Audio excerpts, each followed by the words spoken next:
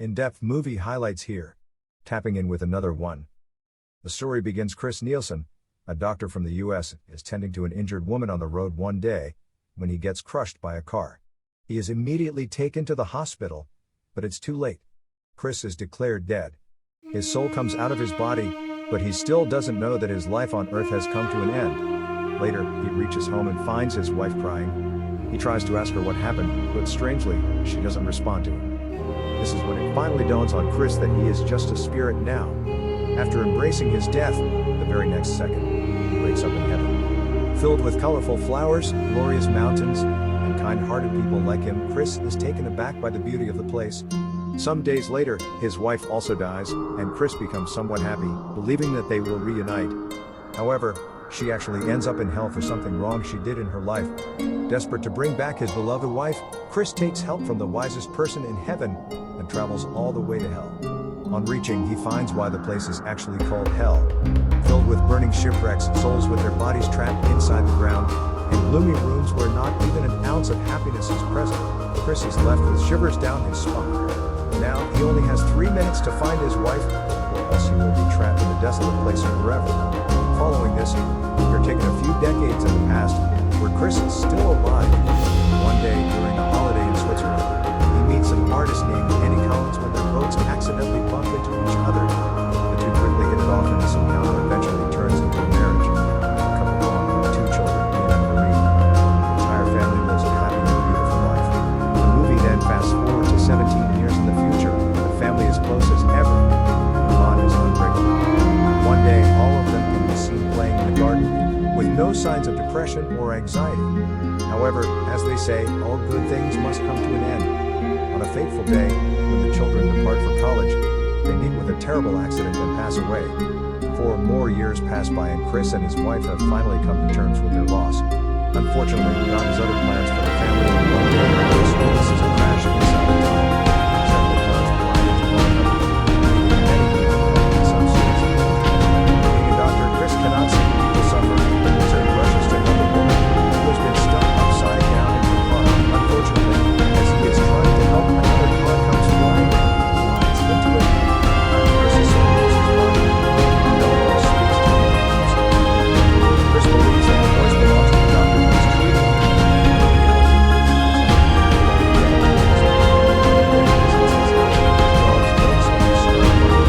However, the same cannot be said for his real wife, Annie, and the other morning.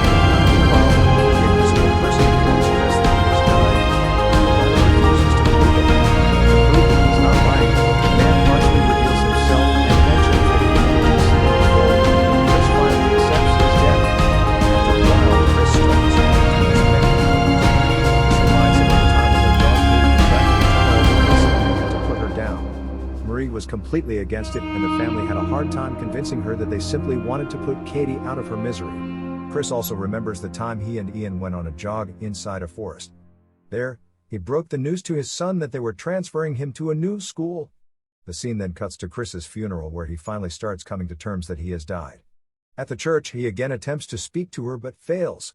However, Annie feels a strange sensation when he is close to her. Later at home, Chris notices the painting Annie had made for their marriage anniversary, which is the same day Chris died. The painting depicts a mountainous landscape where the two were planning to live after retirement. In their bedroom, Chris watches Annie writing a journal to cope with his death. But it is not doing anything to help a grief-stricken Annie. Chris pities her and decides to let her know that he is still with her. He grabs her hand and steers it with a pen, making her write a message on the paper saying, "This is Chris, I still exist." However, instead of feeling comforted, Annie panics and she suffers from an anxiety attack. One day, oppressed Annie goes to the cemetery to visit her late husband's grave. Seeing her hurting, Chris embraces her from behind, but it only makes her break into tears. Annie feels like she is going insane because she keeps imagining things that can't be real. As a result, Chris finally realizes that his presence will cause Annie more pain, so he decides to move on. The very next second, he wakes up in a heaven that he has created with his imagination.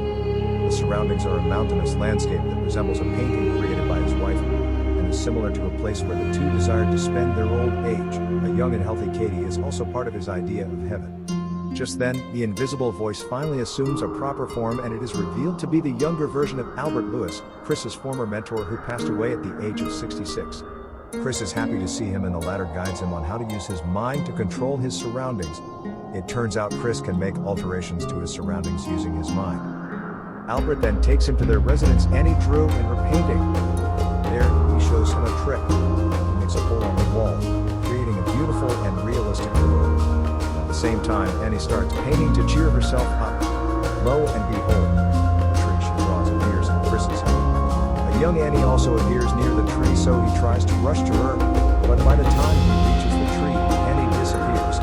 This confuses even Albert, as the presence of a living person in heaven is very unusual.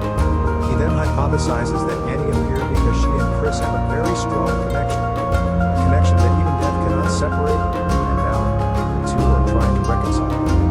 Unfortunately, in the real world, Annie destroys her painting when she realizes that it won't bring her husband back. As a result, the tree in heaven also dries up, and all the leaves wither away. Later, Chris finds his daughter's soft toy. It reminds him of the time she got sick and he had to stay home and teach her chess. It suddenly dawns on Chris that if he's found his dog Katie, he should also be able to see his children.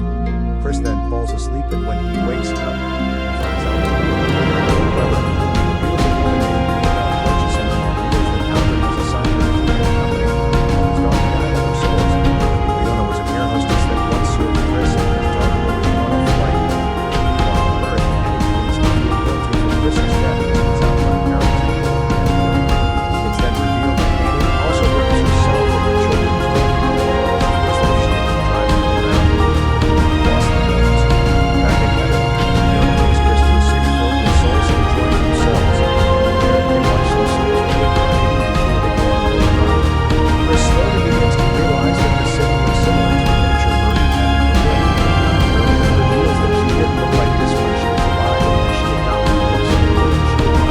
She chose to look like the flight attendant when she was young. Her father did. During this, Chris finally realizes that Leona is actually his daughter. This creates an emotional connection between the two, for the rest of the morning. Annie is still struggling to move on. Her therapist is trying to send her to a clinic because he's afraid she may try to harm herself like she apparently did in the past. Unfortunately, she does just that and commits the unthinkable. Later, Albert pays Chris a visit and brings him the bad news.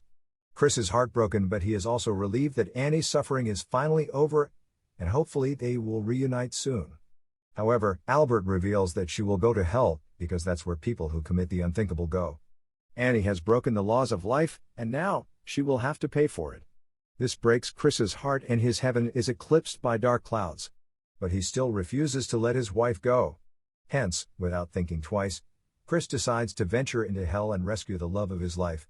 Albert warns him about its consequences, but Chris is unfazed. He is adamant on reuniting with Annie one way or another. Seeing his passion and determination, Albert eventually gives in and takes him to the tracker, the only person who can help them navigate through hell. The tracker agrees to help, but he warns Chris that even if they find Annie, it will be of no use, as she has already lost all her memories. Chris still insists on trying, so he, Albert, and the tracker begin their voyage on a boat across the seas of hell. After hours of traveling, suddenly, a wild storm shakes the boat and the lost souls in the water gang up on them. The boat immediately capsizes, and as the group tries to stay afloat, Chris has a flashback of him and Annie arguing about their son's future. It turns out Chris was putting a lot of pressure on his son to do well in college, and it was taking a toll on Ian. Eventually, the sea waves sweep the group to the shore of the gateway to hell. Surprisingly, the place is dark and gloomy, filled with shipwrecks and burning fires. The trio continues their search for Annie, but they are unable to locate her because Chris is still being haunted by the memory of his son Ian. The movie then flashes to the forest where Chris had gone for a jog with his son. Ian explains to his dad that he is not academically gifted like him and school is difficult for him. However, being the great dad that he is, Chris comforts him, saying that he believes in him. He also adds that if he has to go through hell, he would want nobody else but his son by his side. The scene then flashes back to Ian's funeral, where Chris gave a speech in which he described the man Ian would have run up to him if he got the chance. Brave, thoughtful, loyal. Back in the present, Chris watches Albert preparing to find a group of lost souls. With this, he realizes that Albert is actually Ian. The father-son duo embraces each other in yet another emotional encounter. Chris is happy to reunite with Ian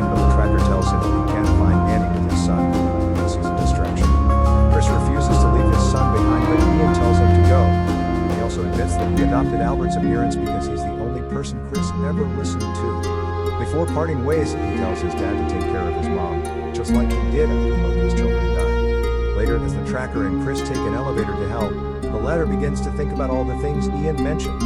It's then revealed that after Ian and Marie's death, Annie tried to commit the unthinkable when she was taken to a mental hospital. During this time, the couple's marriage hit an all-time low, so Annie demanded a divorce. Back in the present, Chris and the tracker eventually reach their destination where the floor is filled with baby faces calling out for their loved ones. After a bit of looking around, Chris finally locates his wife's face. He runs up to her but ends up falling through a hole on the floor into a lake. However, he manages to swim down and discovers the place she's at. It's a dark and nightmarish dream house. The tracker explains that the house is a representation of the Chris on himself. He also reveals that he is a real owner, and once Chris stays with Annie for more than a few minutes, he will remember the tragedy of it. Now, the best he can do is bid a final farewell to his wife. After the tracker leaves the room, Chris walks up to her and lays a spending. She is a red person. Therefore, he pretends to be a neighbor and admires her. Annie welcomes him and expresses her concern for the missing babies. Taking this as a perfect opportunity, Chris starts consoling her and even tries to distract her with an incident from his life. In the flashback, Chris visits Annie at the mental hospital. The doctors have failed to rehabilitate Annie, so Chris tells her that he has finally decided to stop trying to force her to be normal. He says that even though it pains him a lot to see her like this, he wants to let her be for as long as she is happy. However, as Chris proceeds to leave, Annie stops him and mentions that she wants to go back to her normal life. Back to the present, Annie thinks it's a touching story but doesn't react much. She then expresses her interest in seeing her family again, unaware that her husband is right there in front of her. Hearing this, Chris immediately makes Annie close her eyes and asks her to remember the day of her marriage. Surprisingly, Chris appears in her memory. But when she opens her eyes,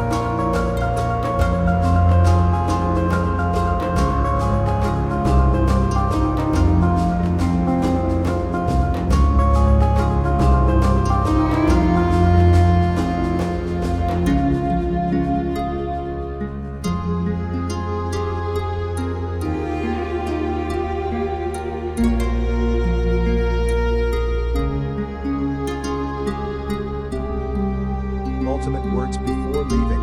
He apologizes for all the things he'll never give her and all the times he will. So thanks for remembering what she's done. Annie tears up as Chris leaves, but it turns out that he has actually decided to stay with her in hell. He walks up to Albert and instructs him to return home, saying that heaven is where his wife is. He also requests Albert to take care of his children. All of this, Chris re-enters the house and expresses his love for Ian, saying that staying eternally in hell, that's what it takes for him to be willing to say. These words from Chris parallel something that he said to Annie at the hospital. Because of this, she brings her memories back. However, it's too late for Chris, as he has already stayed in hell for too long. He has now become a part of it. Surprisingly, when Chris opens his eyes, he finds himself in heaven once again. It turns out that he was too pure and good for hell, that's why they rejected him and sent him back to heaven. Even Annie is present there, and also the kids. The movie ends with a toy boat of a small boy accidentally bumping against the one belonging to a small girl, much like how Chris and Annie met in Switzerland. That's it for. Make sure to like and subscribe.